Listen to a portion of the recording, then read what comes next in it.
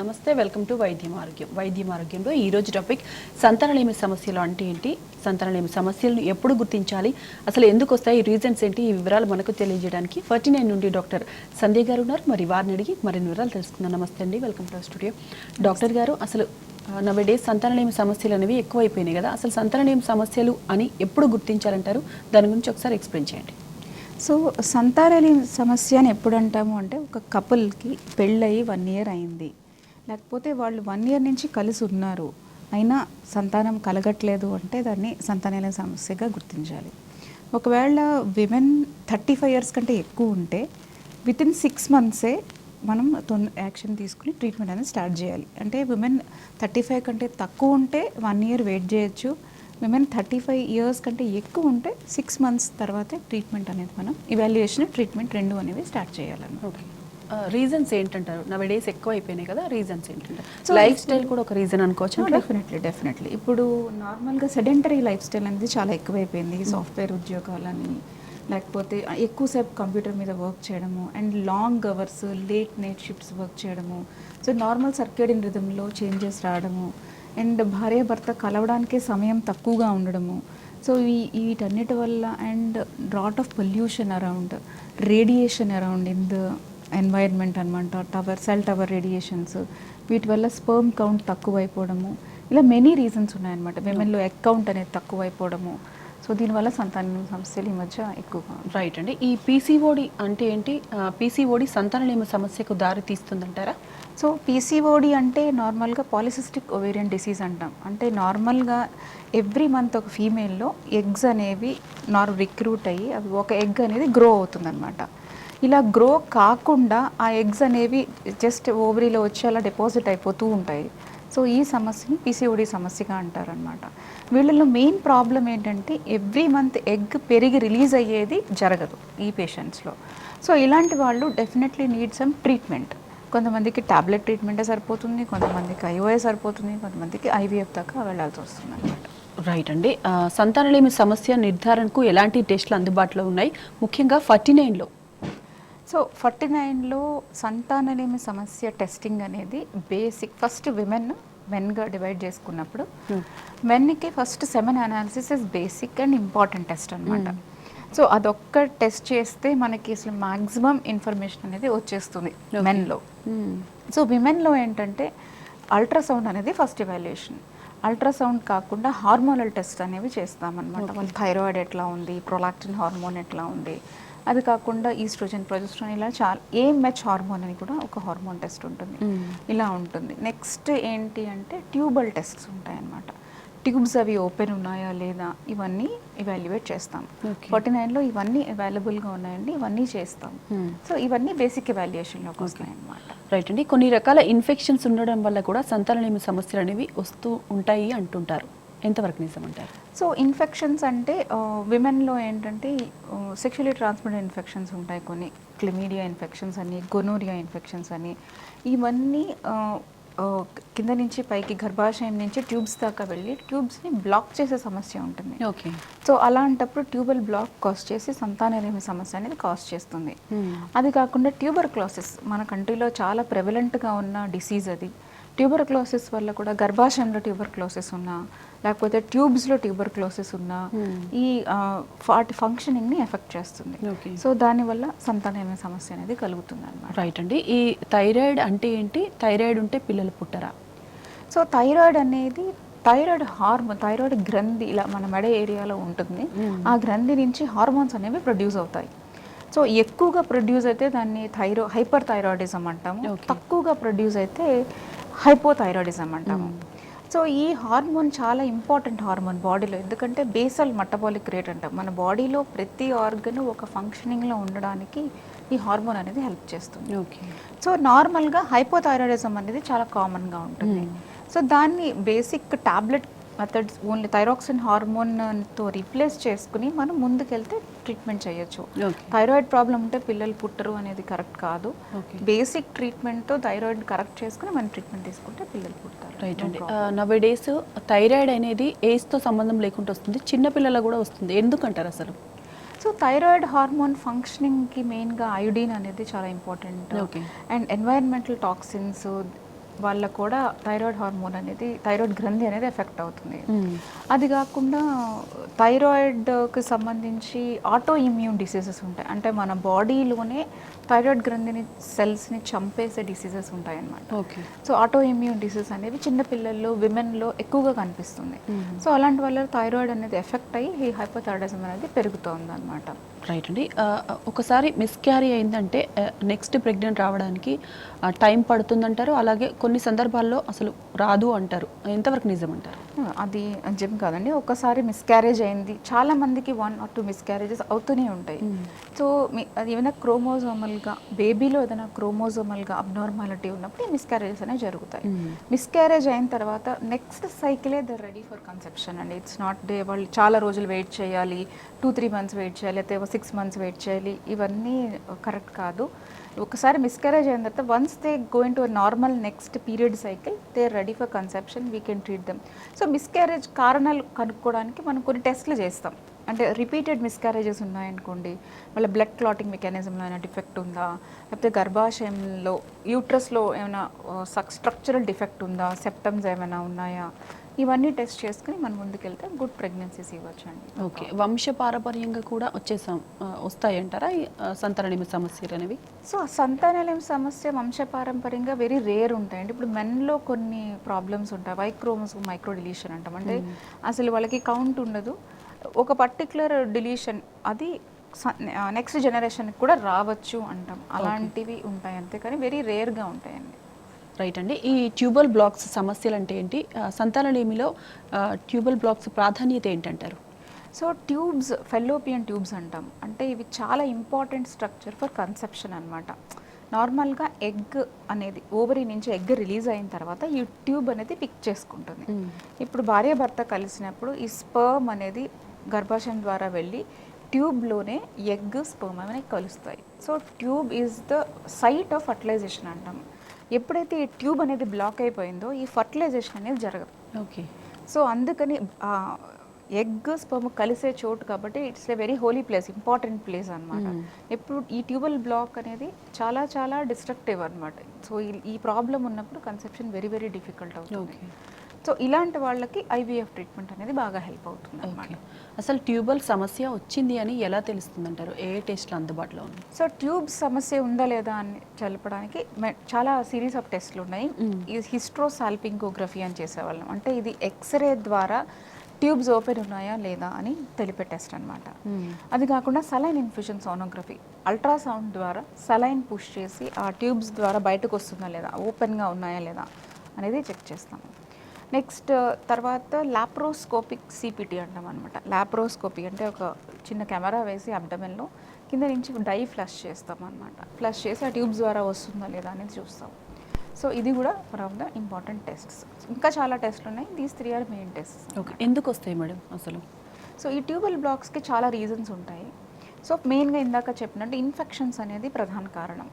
Tuberculosis infection, chlamydia, gonorrhoea, ఈ infections అనేవి main కారణం. రెండోది ఏంటి, ట్యూబల్ లైగేషన్ చేస్తారు. ఆల్రెడీ పిల్లలు పుట్టిన తర్వాత పిల్లలు పుట్టకుండా ఆపరేషన్ చేస్తారు కదా, సో దానివల్ల కూడా ట్యూబల్ బ్లాక్ అయిపోతుంది. నెక్స్ట్ ఇంకా రీజన్స్ ఏంటంటే ఎండోమెట్రియోసిస్ అనే ఒక సమస్య ఉంటుంది. అంటే నార్మల్గా గర్భాశయంలో ఉన్న లైనింగ్ ఓవరీస్లో డిపాజిట్ అవుతుంది. అలాంటప్పుడు ట్యూబల్ డిస్టార్షన్స్ వస్తుంది అనమాట. ట్యూబ్ అనేది ఇలా వంకరగా ఉండడము, డైరెక్షన్ మారడము, ఇలాంటి వాటిల్లో కూడా ట్యూబల్ ఫంక్షనింగ్ అనేది ఎఫెక్ట్ అవుతుంది. రైట్. సో ఇవన్నీ మేజర్ కారణాలు. బ్రేక్ తర్వాత డాక్టర్ గారు, ఈ ట్యూబల్ బ్లాక్స్ సమస్యలు నిర్ధారించడానికి ఏ టెస్ట్లు అందుబాటులో ఉన్నాయంటారు? సో ఈ ట్యూబల్ బ్లాక్స్ నిర్ధారించడానికి మనం చెప్పినట్టు ఎక్స్రే ద్వారా చేసే హిస్ట్రోసాల్పింగోగ్రఫీ అంటాం. అంటే హిస్టో అంటే యూట్రస్, సాల్పింగ్ అంటే ట్యూబ్ అనమాట. ఈ రెండింటిని టెస్ట్ చేసి ఒక డై పాస్ చేసి కింద నుంచి ఆ డై పాస్ చేసి ఎక్స్రే ఫిలిమ్స్ తీస్తాం. ఫస్ట్ యూట్రస్ని తీస్తాము, తర్వాత పైన ఉన్న ట్యూబ్స్ని తీస్తాం అనమాట. ఈ రెండిట్లో మనకి డై అనేది పాస్ అయ్యి పెల్విక్ క్యావిటీలో స్పిల్ అవుతుంది. అలా కనబడితే కనుక ఈ ట్యూబ్స్ అనేవి పేటెంట్గా ఉన్నాయి అని అర్థం. ఇంకొకటి సలైన్ ఇన్ఫ్యూజన్ సోనోగ్రఫీ అని చేస్తాం. దాంట్లో ఏంటి అంటే ఇలా గర్భాశయం నుంచి డై పాస్ చేసినట్టే సలైన్ అనేది పాస్ చేస్తాం. సలైన్ పాస్ చేసి ఆ సలైన్ వెళ్తుందా లేదా అని లైవ్లో మనం అల్ట్రాసౌండ్లో చూస్తాం. చూసి ఆ స్పిల్ అవుతుందా లేదా కూడా మనకి అల్ట్రాసౌండ్లో కనబడుతుంది. అది కాకుండా హైకోసి అని ఒక టెస్ట్ ఉంటుంది, ఒక ఎయిర్ బబుల్స్ లాంటివి పాస్ చేస్తాం. ఓకే. పాస్ చేసి అవి కూడా పాస్ అవుతున్నాయి లేదా అనేది చూస్తాం. సో ఇవన్నీ one of the test. And laparoscopy ద్వారా మనం చేసే డై టెస్ట్ కూడా. రైట్ అండి. ఈ ట్యూబల్ బ్లాక్స్ సమస్యలలో వన్ సైడ్ బ్లాక్ ఉంటే సంతానలేమి సమస్యలు అనేది అంటే ట్రీట్మెంట్ పరంగా చూసుకుంటే వన్ సైడ్ బ్లాక్ ఉంటే పిల్లలు పుట్టరు అంటారు, నిజమేనంటారా? అది నిజం కాదండి. ఇప్పుడు ఒక సైడ్ బ్లాక్ ఉంది, ఇంకొక సైడ్ ట్యూబ్ ఓపెన్ ఉంది, ఇంకొక ఆ సైడ్ ఓవరీ ఫంక్షనింగ్ ఉంది అంటే పిల్లలు పుట్టడంలో ఏమీ ప్రాబ్లం రాదు. ఎందుకు అంటే tube is very motile organ. ఇప్పుడు ఒక సైడ్ ట్యూబ్ బ్లాక్ ఉంటే అవతల సైడ్ ట్యూబ్ వచ్చి ఇక్కడ నుంచి పిక్ చేసుకునే అవకాశం కూడా ఉంటుంది, బట్ తక్కువ ఉంటుంది. ఈ సైడ్ ఓవరీ నుంచి ఎగ్ రిలీజ్ అయినప్పుడు ఈ ట్యూబ్ పిక్ చేసుకుని ప్రెగ్నెన్సీకి హెల్ప్ అవుతుంది అనమాట. ఒక సైడ్ ట్యూబల్ బ్లాక్ ఉంటే డెఫినెట్గా మనం టాబ్లెట్ ట్రీట్మెంట్తో ట్రై చేయొచ్చు. ఐయుఐ మెథడ్ అనేది డెఫినెట్గా ట్రై చేయొచ్చు. టూ సైడ్స్ బ్లాక్ ఉంటే ఈ ఎగ్ పిక్ చేసుకోవడం ఎటు సైడ్ నుంచి అవ్వదు కాబట్టి ప్రాబ్లం ఉంటుంది. సో అలాంటి వాళ్ళకి ఐవీఎఫ్ ట్రీట్మెంట్ అనేది బెటర్గా హెల్ప్ అవుతుంది అనమాట. అసలు ట్యూబల్ సమస్యలు అనేవి రాకుండా ఎలాంటి జాగ్రత్తలు తీసుకోవాలి? ట్యూబల్ సమస్యలు రాకుండా అంటే మెయిన్గా ఏం చేయాలి, ఇన్ఫెక్షన్స్ని ప్రివెంట్ చేయాలి. ఎలాగా, ఏదైనా చిన్న జెనటల్ ఇన్ఫెక్షన్స్ని వాటిని ఎర్లీగా ట్రీట్ చేసుకోవడము, సెక్షువల్లీ ట్రాన్స్మిటెడ్ ఇన్ఫెక్షన్స్ రాకుండా ప్రివెంట్ చేసుకోవడము, అంటే ఈ మల్టిపుల్ సెక్షువల్ ఓరియంటేషన్ ఉన్న వాళ్ళు కండోమ్స్ అవి వాడడము అండ్ హైజీన్ పాటించడము, దీనివల్ల ఇన్ఫెక్షన్స్ అనేవి రాకుండా ఉంటాయి. ఎప్పుడైతే ఇన్ఫెక్షన్ రాకుండా ఉందో ఎసెండ్ అవ్వకుండా ఉంటుంది, ట్యూబ్స్ దాకా వెళ్లకుండా ఉంటుంది. సో మనకి ట్యూబల్ బాక్స్ ప్రివెంట్ అవుతుంది. రైట్ అండి. పురుషుల్లో సంతానలేమి సమస్యకు ఎట్లాంటి అవకాశం ఉందంటారు? సో పురుషుల్లో ఇప్పుడు ఈ జనరేషన్లో పురుషుల్లో సంతానలేమి సమస్య చాలా ఎక్కువగా ఉందండి. సో వాళ్ళల్లో మెయిన్ ఏంటి అంటే స్పర్మ్లో కౌంట్ తక్కువగా ఉండడము, క్వాలిటీ స్పర్మ్స్ అంటే మంచి మొటిలిటీ ఉన్న స్పర్మ్స్ అనేవి తక్కువగా ఉండడము చాలా చూస్తున్నాం. చాలామందికి స్పర్మ్ కౌంట్ అనేది ఉండకపోవడము, అండ్ ఉన్న స్పర్మ్స్లో కూడా డిఎన్ఏ ఫ్రాగ్మెంటేషన్ అంటాం అనమాట. అంటే వాటికి క్రోమోజోమల్గా జన్యుపరంగా ప్రాబ్లమ్స్ డిఫెక్ట్స్ ఉండడం అనేది చాలా ఎక్కువగా చూస్తున్నాము. సో ఈ మధ్య ఎక్కువైంది. రైట్ అండి. వారిలో ఎలాంటి టెస్ట్లు ఉంటాయంటారు పురుషులు? సో వారిలో మెయిన్గా సెమెన్ అనాలిసిస్ అనేది ఉంటుంది. అసలు స్పర్మ్స్ ఎంత ఉన్నాయి, నంబర్ ఎంత ఉంది, అందులో కదిలే కణాల సంఖ్య ఎంత ఉన్నాయి, డెడ్ స్పర్మ్స్ ఎన్ని ఉన్నాయి, అసలు ఎన్ని మంచిగా కనబడేవి morphologically good sperms, physical appearance of sperm ఎట్లా ఉంది, ఇవన్నీ చూడొచ్చు. అది కాకుండా డిఎన్ఏ ఫ్రాగ్మెంటేషన్ ఇండెక్స్ అంటాం, అంటే లోపల క్రోమోజోమ్లో ఏమైనా బ్రేక్స్ ఉన్నాయా అని చూసే టెస్టులు కూడా ఉంటాయి. అందులో కూడా చాలా రకాల టెస్టులు ఉంటాయి. సో ఇవన్నీ వాళ్ళలో యూస్ చేస్తాం అనమాట. రైట్ అండి. ఆహారపు అలవాట్లు, ధూమపానం, ఈ మద్యపానం ఇవి కూడా రీజన్ అంటారా పురుషుల్లో సంతానలేమికి? ఎస్ అండ్ ధూమపానం, smoking is like very very harmful for sperms అనమాట. అందులో చాలా రకాల టాక్సిక్ కెమికల్స్ ఉంటాయి. నికోటిన్తో పాటు ఆల్మోస్ట్ 40-50 కెమికల్స్ స్పర్మ్ని చంపేస్తాయి అన్నమాట. సో స్మోకింగ్ అనేది very very bad for sperm health. Even alcohol కూడా ఎక్కువ మోతాదులో, మినిమం ఈజ్ ఓకే, కానీ ఎక్కువ మోతాదులో డైలీ ఆల్కహాల్ తీసుకునే వాళ్ళలో స్పర్మ్ కౌంట్ అనేది చాలా తక్కువగా ఉంటుంది అండ్ డిఎన్ఏ ఫ్రాగ్మెంటేషన్ ఇండెక్స్ ఎక్కువగా ఉంటుంది అనమాట. ఈ ఐవీఎఫ్ అంటే ఏంటి, దాని ప్రొసీజర్ గురించి? సో ఐవీఎఫ్ అంటే అండి ఇన్ విట్రో ఫర్టిలైజేషన్, అంటే ఇదివరకు టెస్ట్ ట్యూబ్ బేబీ అనేవారు. సో దీంట్లో ఏంటి అంటే ఇప్పుడు మన బాడీలో ఈ ట్యూబ్లో జరిగే ప్రక్రియ ఫర్టిలైజేషన్ అనేది మనం ల్యాబ్లో చేయడానికి హెల్ప్ చేస్తామన్నమాట వాళ్ళకి, కపుల్కి. సో ఎలాగా అంటే మొత్తం 10 days ఇంజెక్షన్స్ ఇచ్చి ఆ మొత్తం ఎగ్స్ అన్నీ గ్రో చేసి, నార్మల్ సైకిల్ ఒక ఎగ్గే గ్రో అవుతుంది కదా, అలా కాకుండా కంట్రోల్ ఎవరిని స్టిమ్యులేషన్ చేస్తామన్నమాట. ఎగ్స్ అన్నీ పెంచి ఆ ఎగ్స్ అన్నీ బయటకు తీసి హస్బెండ్ స్పర్మ్ మన సెంటర్లో ఇచ్చినప్పుడు ఆ స్పర్మ్లో బెటర్ వన్ పిక్ చేసి హస్బెండ్ స్పర్మ్తో ఎగ్ని కలుపుతాం. అంటే ట్యూబ్లో ఏం జరుగుతుందో మన ల్యాబ్లో చేసి మన ఇంక్యుబేటర్స్లో గ్రో చేసి బేబీని 5 days వరకు ప్రిజర్వ్ చేసి అది విమెన్ గర్భాశయంలో పెడతాం. ఓకే, ఇది ఐవీఎఫ్ ఎక్సీ అంటారు. రైట్ అంటే ఎవరికి సజెస్ట్ చేస్తారంటారు? సో మెయిన్గా ట్యూబల్ బ్లాక్స్ ఉన్న వాళ్ళకి, మేల్ ఫ్యాక్టర్ ఇన్ఫర్టిలిటీ అంటే హస్బెండ్లో స్పర్మ్ కౌంట్ బాగా తక్కువ ఉండడము, స్పర్మ్ కౌంట్ అసలు లేకపోవడము, ఇలాంటి వాళ్ళకి చేస్తాము. ఎండోమెట్రియోసిస్ సమస్య, వాళ్ళల్లో ఎగ్ క్వాలిటీ అనేది చాలా తక్కువగా ఉంటుంది. సో న్యాచురల్గా ప్రెగ్నెన్సీ వచ్చే ఛాన్స్ అనేది తక్కువగా ఉంటుంది, వాళ్ళకు కూడా ఐవీఎఫ్ అనేది సజెస్ట్ చేస్తాం. అండ్ చాలా ఇయర్స్ న్యాచురల్గా ట్రై చేశారు, ట్రీట్మెంట్ ట్రై చేసి ఏం వర్క్ అవ్వట్లేదు, ఏం ప్రాబ్లం లేదు, అన్ఎక్స్ప్లెయిన్ ఇన్ఫర్టిలిటీ అంటాం దాన్ని, వాళ్ళల్లో కూడా ఐవీఎఫ్ అనేది ట్రై చేస్తాం అన్నమాట. అంటే దీనికి కూడా ఏజ్ ఉంటుందంటారా? సో ఏజ్ ఎప్పుడైతే యంగర్ ఏజ్లో ఐవీఎఫ్ సక్సెస్ రేట్ బాగుంటుంది, ఏజ్ పెరుగుతున్న కొద్దీ సక్సెస్ రేట్ అని తగ్గుతుంది. ఎందుకు అంటే స్పర్మ్లో క్వాలిటీ తగ్గుతుంది, ఎగ్లో క్వాలిటీ తగ్గుతుంది. సో ఏజ్ పరంగా తగ్గుతుంది అనమాట. ఇప్పుడు ఇండియాలో మనం విమెన్కి అయితే 50 years వరకే ట్రీట్మెంట్ ఇవ్వగలం. Above 50 according to ART law we cannot treat them for children అనమాట. మెన్ అయితే 55 వరకు మనం ట్రీట్ చేయొచ్చు. ఆఫ్టర్ ట్రీట్మెంట్ ఎలా ఉండాలంటారు జాగ్రత్తలు? సో ఆఫ్టర్ ట్రీట్మెంట్ అంటే basically first thing we suggest the couple to be positive. అంటే ప్రెగ్నెన్సీ మిరో ట్రాన్స్ఫర్ చేసిన తర్వాత ఎక్కువ స్ట్రెస్ అది తీసుకోకుండా పాజిటివ్ అవుట్కమ్తో ఉండాలి అని చెప్తాము. హెల్దీ హోమ్ కుక్డ్ ఫుడ్ తినమని చెప్తాము. ఎందుకంటే ఇంట్లో కుక్ చేసుకున్నవి less oil less spices use చేస్తారు అండ్ ఇన్ఫెక్షన్ అనేది రాకుండా ఉంటుంది కాబట్టి healthy home cooked food, fruits and fresh fruits and vegetables. వాళ్ళలో యాంటాక్సిడెంట్స్ ఉంటాయి, ఫ్రూట్స్లో ఎప్పుడు యాంటాక్సిడెంట్స్ ఉంటాయి. అవన్నీ మన బాడీని డీటాక్సిఫై చేయడానికి హెల్ప్ చేస్తాయి. సో అవి ఎక్కువగా తింటూ ఉండాలి వాళ్ళు. అండ్ డ్రై ఫ్రూట్స్, వాటిలో ఎక్కువ మినరల్స్ అవన్నీ ఉంటాయి. And calcium rich food, vitamin D rich food, ఇవన్నీ తింటే ప్రీ కన్సెప్షన్ అంటే ప్రెగ్నెన్సీ ప్లాన్ చేసుకునే వాళ్ళు, ప్రెగ్నెన్సీకి వచ్చిన వాళ్ళకి కూడా బెటర్ హెల్ప్ అవుతుంది. నార్మల్ లైఫ్ లీడ్ చేయొచ్చు అంటారా, లేదంటే రెస్ట్ తీసుకోవాలి?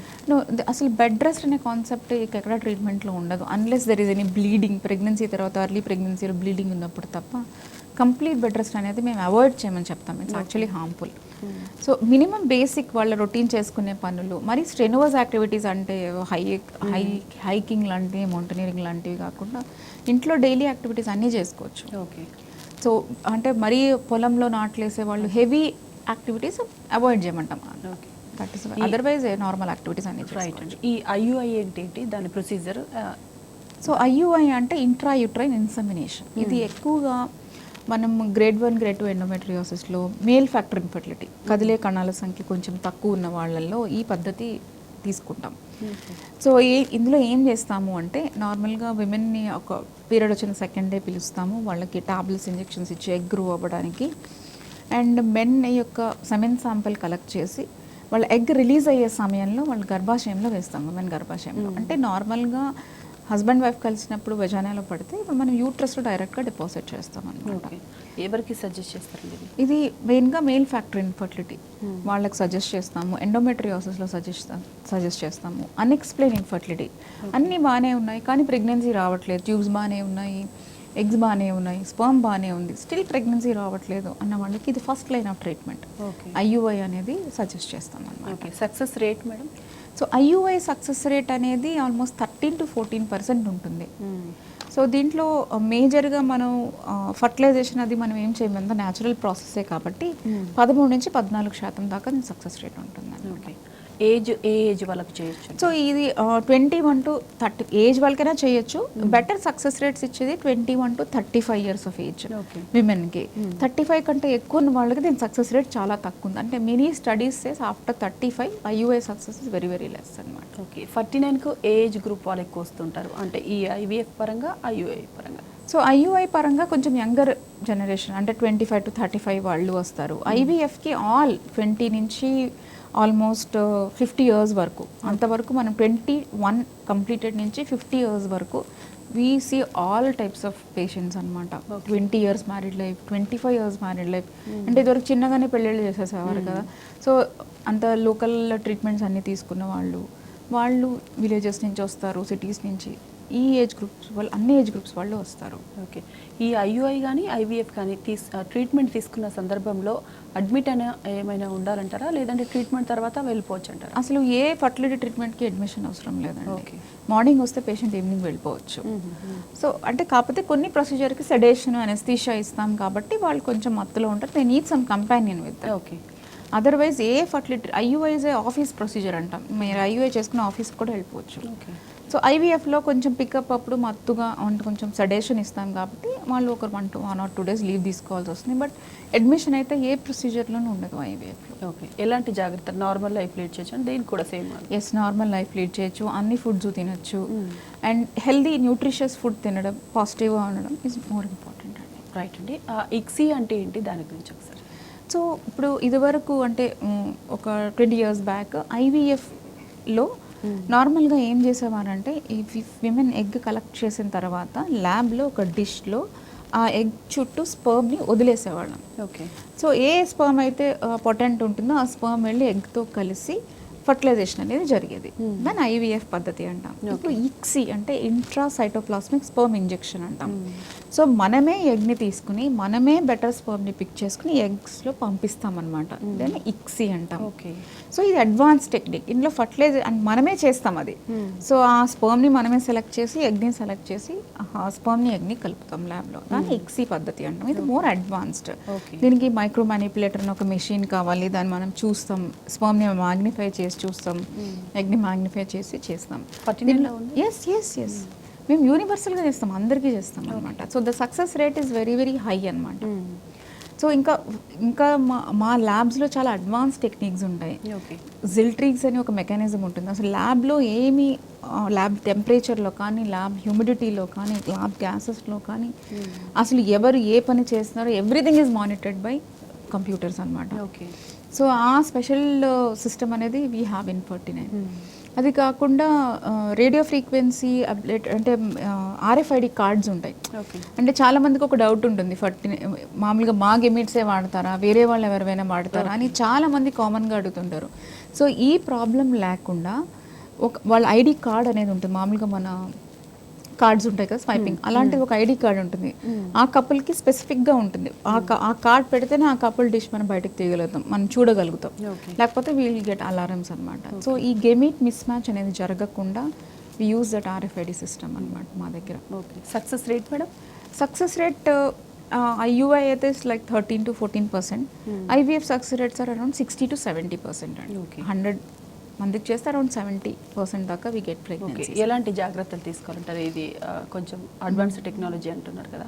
సో పేషెంట్ తీసుకోవాల్సిన జాగ్రత్తలు అంటే పెద్ద ఏమిటో వీ యాజ్ అ ల్యాబ్ మేము ఆ గెమిట్స్ని వాడేటప్పుడు కానీ వీ యూజ్ అలా హై స్కిల్డ్ ల్యాబ్ వాళ్ళని వాడతాం అనమాట, ఎంబ్రియాలజిస్ట్స్ని. So they are very well trained and వాళ్ళందరూ గెమిట్స్ అంటే you are handling human gametes కదా. సో చాలా స్కిల్డ్ పర్సనల్ వాడతాం. సో అండ్ ల్యాబ్ కండిషన్స్ కూడా చాలా హై అండ్ మెయింటెనెన్స్ అనేది చేయాలన్నమాట. So we take care of them అనమాట. ఈ ప్రొసీజర్ అంతా ఎంత టైం పడుతుంది మేడం? సో IVF ప్రొసీజర్ అనేది అంటే పేషెంట్ స్టిమ్యులేషన్ స్టార్ట్ అయిన దగ్గర నుంచి 1.5 months 2 months దాకా పడుతుంది. సిట్టింగ్స్ ఒక 5-6 times పేషెంట్ అయితే హాస్పిటల్కి రావాల్సి ఉంటుంది. IVF అయితే ఫస్ట్ 10 days ఇంజెక్షన్స్ కోసం రావాల్సి ఉంటుంది. అదర్వైజ్ ఆ తర్వాత ఒక 5-6 సిట్టింగ్స్ రావాల్సి ఉంటుంది. ఓకే.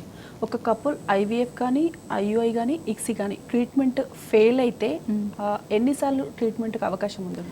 ఎన్నిసార్లు అయినా చేసుకోవచ్చు. అంటే నార్మల్గా UK లాంటి కంట్రీస్లో IVF అనేది ఫ్రీ కాబట్టి వాళ్ళు 3 times 4 times 5 times కూడా చేస్తారు. మనకి ఫైనాన్షియల్లీ కొంచెం ఇదిగా ఉంటుంది కాబట్టి అసలు నార్మల్గా కపుల్ ఎన్నిసార్లు అయినా చేసుకోవచ్చు. దానివల్ల లాంగ్ టర్మ్ సైడ్ ఎఫెక్ట్స్ అయితే ఏముండవు. So they can undergo. వాళ్ళ కండిషన్ బట్టి మనం సజెస్ట్ చేస్తాం వాళ్ళు ఎప్పుడు వెళ్ళాలి ఏంటి అనేది. ఓకే, రైట్ అండి. నవ్ ఈ డేస్ సంతానలేమి సమస్యలు ఎక్కువగా ఉంటున్నాయి, ఎక్కువగా వింటున్నాం కూడా. ఎందుకంటారు? సో ఫస్ట్ థింగ్ ఏంటి అంటే sedentary life style. Second thing late marriages. Age of marriage అనేది మనకి పెరిగిపోయింది. ఇదివరకు చాలా చిన్న వయసులో పెళ్ళిళ్ళు చేసేవారు. సో వాళ్ళ మంచి హై ఫర్టిలిటీ టైంలో పిల్లల్ని కనేవారు. సో ఇప్పుడు ఒకటి ఏజ్ అనేది పెరిగిపోయింది. అండ్ చూసింగ్ అంటే మనం నార్మల్గా ఈ జనరేషన్ కూడా they're preferring their careers before children. అంటే వాళ్ళు సెటిల్ అయ్యాక పిల్లలకి అందాం అనుకున్నారు. సో కన్సెప్షన్ ఏజ్ అనేది పెరిగిపోతుంది. దట్ ఈస్ ద రీజన్ మన ఇది కూడా తగ్గిపోతుంది. అండ్ టైం కూడా హస్బెండ్ వైఫ్కి టైం స్పెండ్ చేయడానికి టైం దొరకటం లేదు. Because I more towards their careers and all. So ఇవన్నీ రీజన్స్ అనమాట. 49లో ఎలాంటి ట్రీట్మెంట్ అందుబాటులో ఉంది స్పెషల్గా? అదే 49లో వీడు నార్మల్ ఓవ్యులేషన్ ఇండక్షన్ అనేది చేస్తాము. IVF ICSI చేస్తాము. అది కాకుండా మెనీ ప్రొసీజర్స్ సలైన్ ఇన్ఫ్యూజన్ సోనోగ్రఫీస్ చేస్తాము.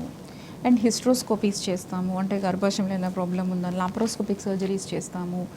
అండ్ ఆల్ అడ్వాన్స్డ్ ఎక్విప్మెంట్ వాడతాం. We all use highly advanced equipment and lab. And we have an embryologist who train in Spain who come and visits us and మమ్మల్ని monitor చేయడానికి we already well trained embryologistని పెట్టుకున్నాం అనమాట. So that is why we have success rates are gradually improving. So that is it. Right madam, సంతానలేమి సమస్యల గురించి చాలా విషయాలు తెలియజేశారు. థ్యాంక్ యూ సో మచ్ అండి. Thank you. ఇది ఇవాల్టి వైద్యం ఆరోగ్యం. నమస్తే.